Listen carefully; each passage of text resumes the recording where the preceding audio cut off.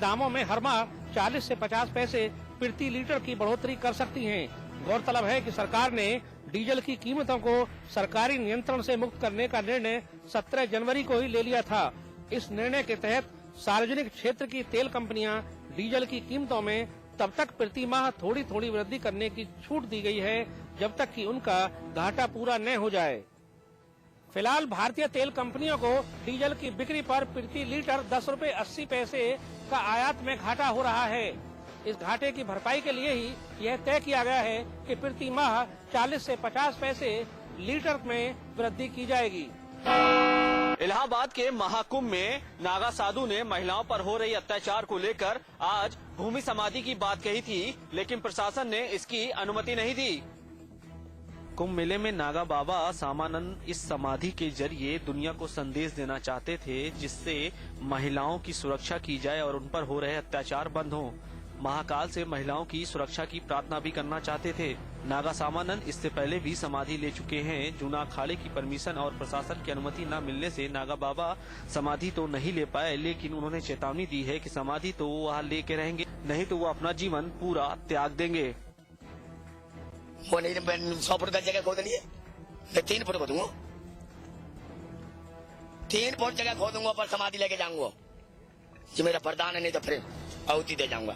हट जो मेरा। समाज में हो रहे महिलाओं पर अत्याचार को लेकर नागा साधु उस भूमि समाधि की बात कह रहे थे, लेकिन प्रशासन की तरफ से परमिशन न मिलने पर अब नागा साधु का कहना है कि हम अपने प्राण त्याग देंगे।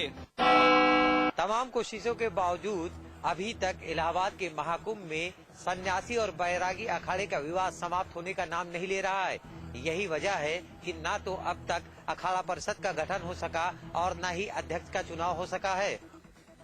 इलाहाबाद में महाकुंभ में अलग अलग गुटों में बटी दोनों अखाड़ा परिषदों के 13 अखाड़ों ने मिलकर भंग तो कर दिया है, लेकिन अध्यक्ष पद को लेकर उठे विवाद ने इन अखाड़ों के बीच दूरियां और बढ़ा दी हैं।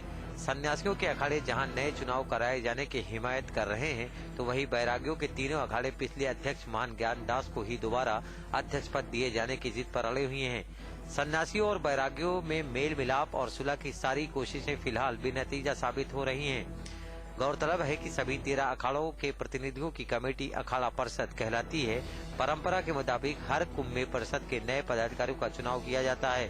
परिषद के पदाधिकारियों का कार्यकाल 3 सालों के लिए होता है। देखिए, वो उनको लाना चाह रहे हैं जैसे आम साधु आता है, कोई विरोध नहीं है।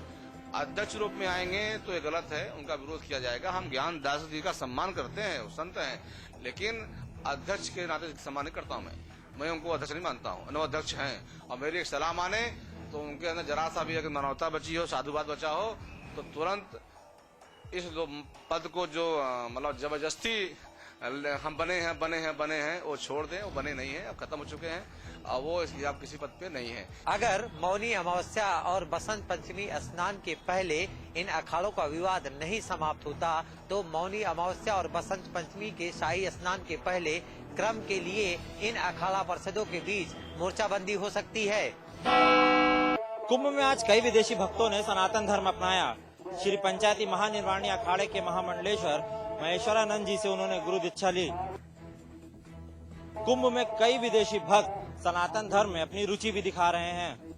विदेशी श्रद्धालुओं की कुंभ में आस्था के साथ साथ सनातन धर्म में भी श्रद्धा तब देखने को मिली जब पवित्र संगम की भूमि पर कई विदेशी श्रद्धालुओं ने सनातन धर्म को अपनाया।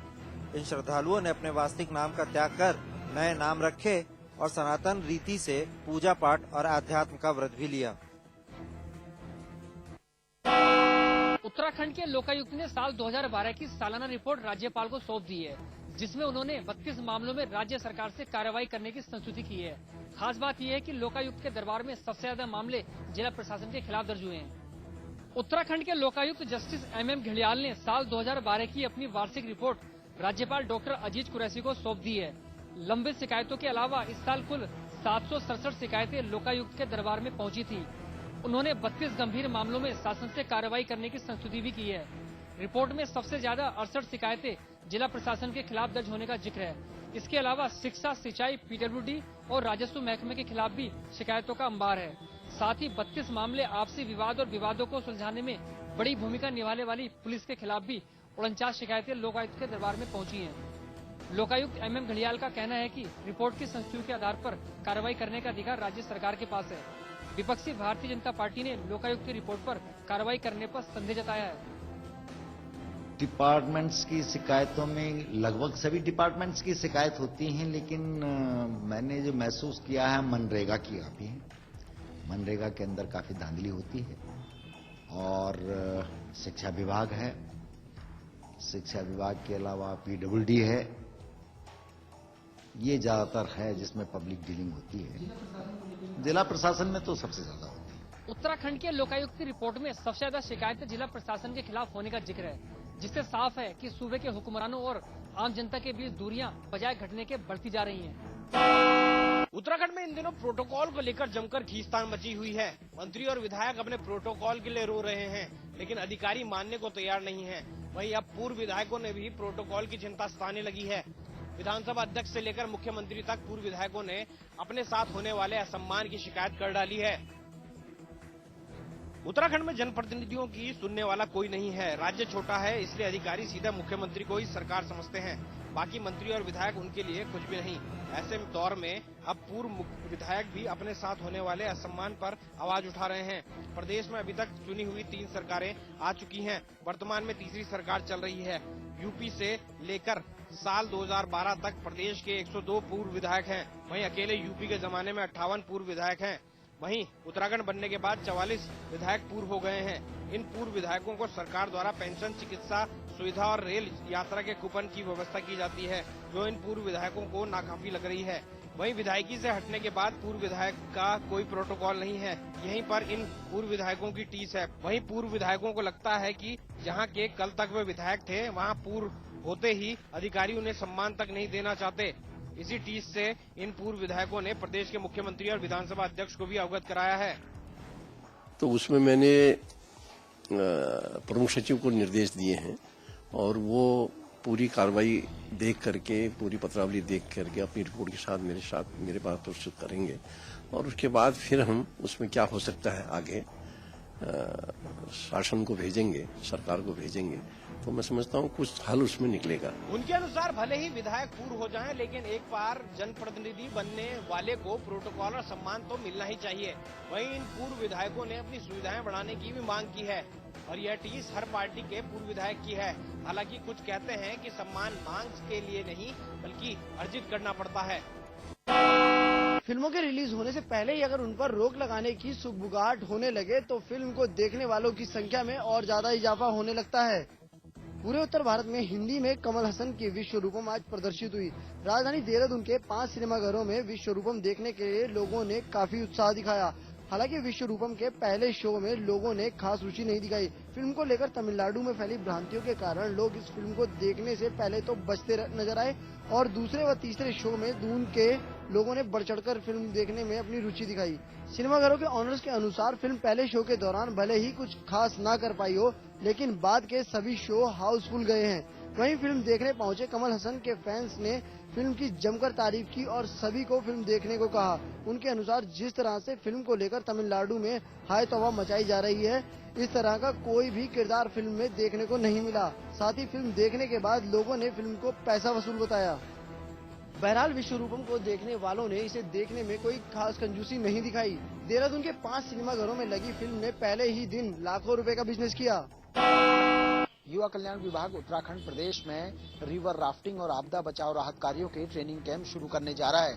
इस ट्रेनिंग कैंप का मकसद प्रदेश में वाटर स्पोर्ट्स के लिए खिलाड़ियों को तैयार करना होगा। शुरुआत में प्रदेश में 3 जगहों पर ये ट्रेनिंग कैंप चलाए जाएंगे। उत्तराखंड के ऋषिकेश में रिवर राफ्टिंग की लोकप्रियता को देखते हुए जल्द ही प्रदेश के चंपावत, टिहरी और पिथौरागढ़ में रिवर राफ्टिंग के ट्रेनिंग कैंप शुरू होने वाले हैं, जिनमें युवाओं को इन साहसिक खेलों की जानकारी और इनका अभ्यास कराया जाएगा और ऐसे खिलाड़ियों का चयन किया जाएगा जो प्रदेश में राफ्टिंग जैसे साहसिक खेलों को बढ़ावा देंगे। इस ट्रेनिंग कैंप का संचालन युवा कल्याण विभाग द्वारा कराया जा रहा है। युवा कल्याण विभाग की ये पहल काफी सराहनीय है, क्योंकि प्रदेश में वाटर स्पोर्ट्स के क्षेत्र में काफी संभावनाएं हैं, क्योंकि इससे पहले हरिद्वार और रुड़की में वाटर स्पोर्ट्स की कई नेशनल प्रतियोगिताओं का सफल संचालन भी किया जा चुका है। कमल हसन की विवादित फिल्म विश्व रूपम, जो काफी दिनों से अपनी स्टोरी लाइन को लेकर चर्चा में थी, आज उत्तर प्रदेश की राजधानी लखनऊ में रिलीज की गई।